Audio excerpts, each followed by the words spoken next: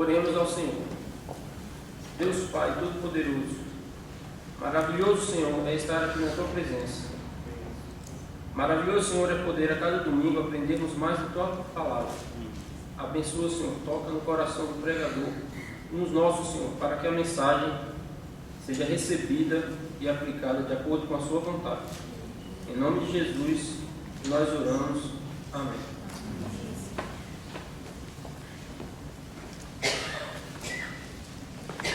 Deus está aqui. Amém. Glória a Deus. Quando eu era pequenininho lá em Barueri, sei que alguns devem estar pensando, agora ele é pequenininho em Brasília. Mas quando eu era mais magrinho, há muitos quilos atrás, eu trabalhava na Sadia e a empresa, apesar de eu trabalhar no escritório, cumpria o horário da indústria. Então eles começavam o horário de expediente às 7 horas. É bem gostoso começar às 7 horas da manhã. E eu estudava à noite na faculdade e chegava meia-noite e meia em casa. Então eu tinha que jantar e dormir, né? E aí ia dormir 1h da manhã, no dia seguinte ia acordar umas 6h30 por aí. E lógico, como todo bom jovem que gosta de dormir, eu tinha uma dificuldade tremenda de acordar às 6h30 da manhã. Então eu acordava às 6h50 mais ou menos, e tinha que pegar o ônibus correndo, e era uma loucura, e quase sempre chegava atrasado na empresa, e depois tinha que ficar cumprindo horário, recebendo bronca, era uma loucura. Então eu fazia tudo programadinho, eu sabia exatamente o horário que o ônibus saía de lá do ponto final, na hora que ele ia passar perto da minha casa, e eu saía ladeira abaixo, assim que nem um doido correndo, e aí eu via o ônibus apontando lá, e corria muito. Quando eu chegava perto do ônibus, eu pulava e pegava assim pela orelha, assim, parecia o Indiana Jones, né? Era emocionante. Outras vezes não, outras vezes eu conseguia acordar no horário, e eu estava lá no ponto de ônibus, esperando o ônibus, bonitinho, e aí chegava de repente uma senhora do meu lado. Você é o Otávio, né? Aí eu, estranho. E aí, tá indo trabalhar na Sadia? Aí eu falei, tô de crachá, né? Aí, não tô de crachá. Estranho, esquisito. Bruxaria é essa? E aí então a mulher perguntava para mim, e a faculdade, como é que vai? Agora tá esquisito.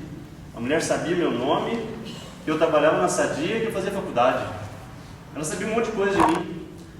E aí, papo vai, papo vem, ela falava, então, sua mãe falou que você vai se conhecer o moço, vai namorar, né? Eu falei, minha mãe falou. Agora explicou bastante. Aí eu falava para minha mãe, que história é essa? Ficar falando da minha vida para os outros? Esquisito isso aí, não é legal esse negócio, ficar falando, né? E a minha mãe, ela falava de mim, essa era a realidade. Passava uma semana ou duas, estava eu lá no ônibus, de repente chegava alguém do lado e falava, você é o Otávio, né? E aí o ciclo se repetia. E não adiantava falar para ela, mãe, não fica falando para os outros não da minha vida. Passava um tempo, e se alguém ligasse na minha casa e fosse engano, ia saber que eu trabalhava na Sadia, que eu fazia faculdade, interessava quem fosse. Ela encontrava alguém no caixa do mercado, ela fazia propaganda de mim para as caixas, ela, olha meu filho, você conhecer. Ela realmente falava muito bem de mim. E ela não falava dos meus defeitos.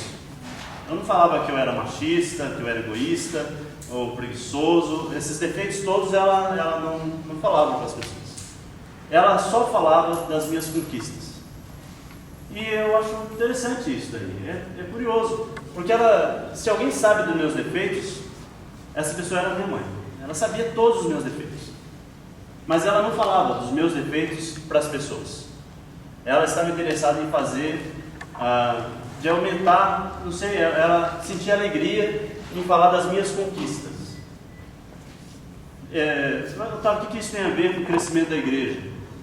Bom, eu vou chegar lá. Nós vamos voltar então no assunto de crescimento da igreja. Como é que uma igreja cresce? E quando nós pensamos numa igreja que cresce, normalmente precisamos nos preocupar sobre como que ela cresce. Por exemplo, como é que é um câncer? Infelizmente eu fiquei sabendo mais de câncer do que eu queria nos últimos anos. Me aproximei dessa doença, essa doença se aproximou da minha família e no fim nós acabamos travando um certo conhecimento disso. Mas um câncer nada mais é do que uma célula que ela ao se multiplicar, recebe um código de DNA, um código genético errado. E isso acontece muitas vezes no nosso organismo. As nossas células se multiplicam muito, mas vez por outra, quando elas se multiplicam, elas recebem o código errado. O que o organismo faz? Descarta aquela célula. Mas eventualmente, o código errado não é descartado e ela continua se multiplicando com o código errado. E ela vai crescendo.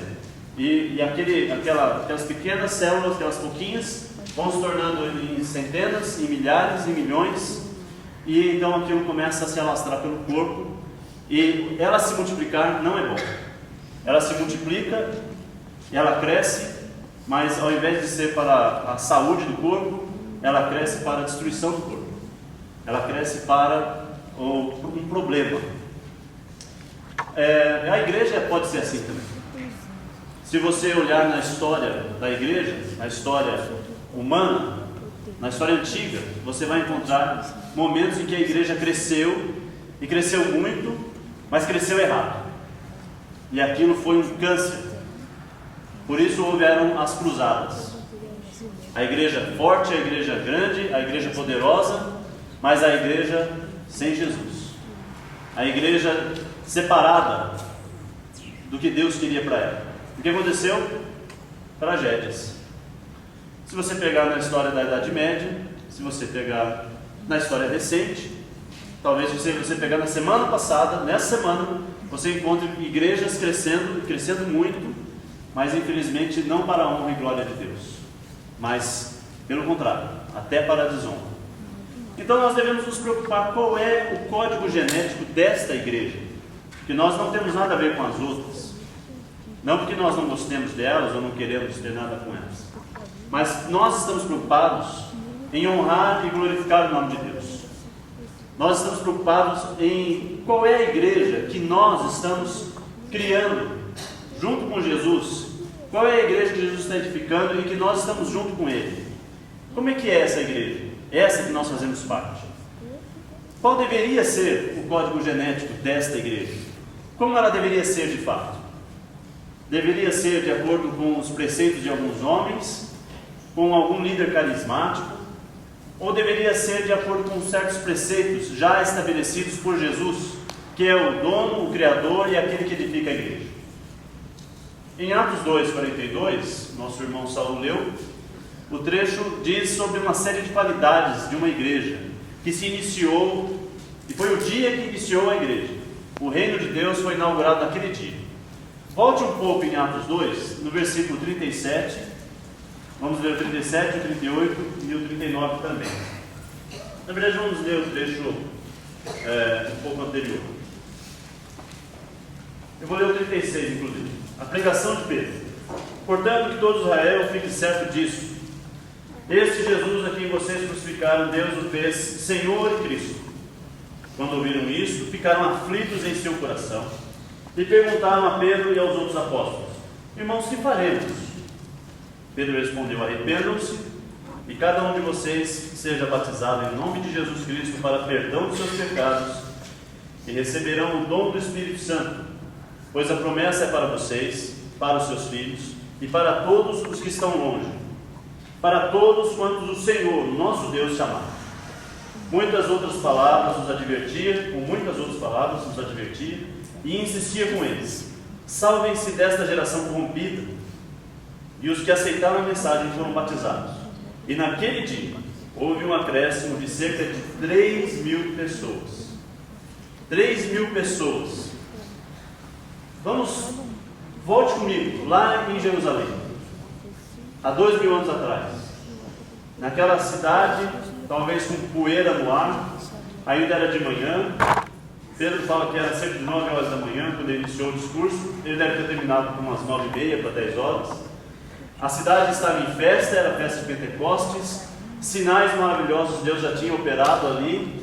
Um som impetuoso encheu aquele lugar. Línguas como de fogo na cabeça das pessoas. Eles falavam e eles falavam na língua das pessoas, e a palavra de Deus foi se alastrando, cumprindo-se ali então o que Jesus tinha profetizado, de que eles ficariam em Jerusalém e receberiam do alto poder. E eles pregaram com aquele poder. E finalmente Pedro fecha todo o evento com essa pregação que culmina com essa afirmação incrível: que vocês crucificaram o Filho de Deus.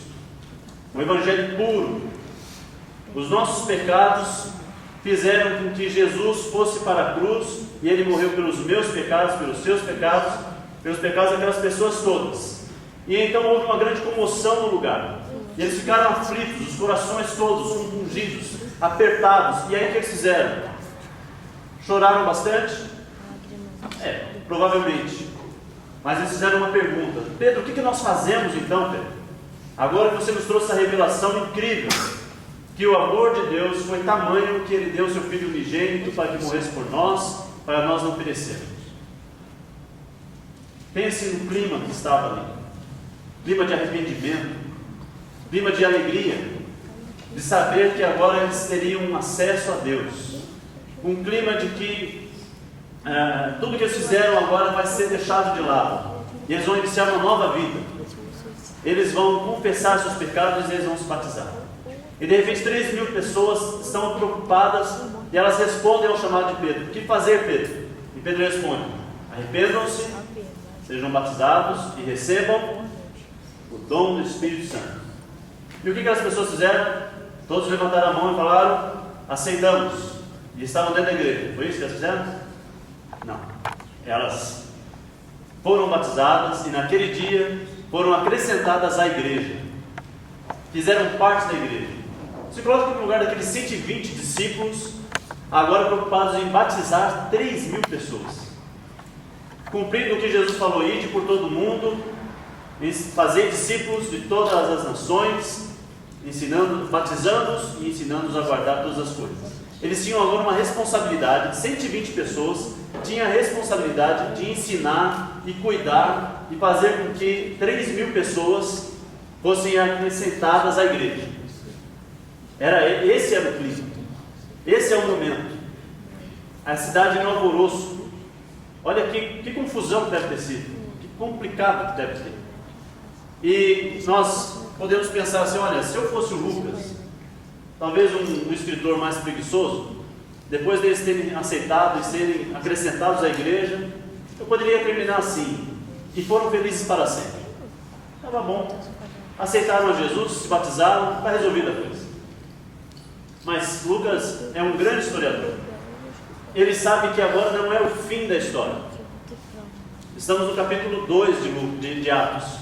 E qual é o último capítulo? 28. Quer dizer que é o início. Lucas está começando a história. As pessoas se batizaram, se acrescentaram à igreja, e agora? Agora é o início. Agora tudo começa.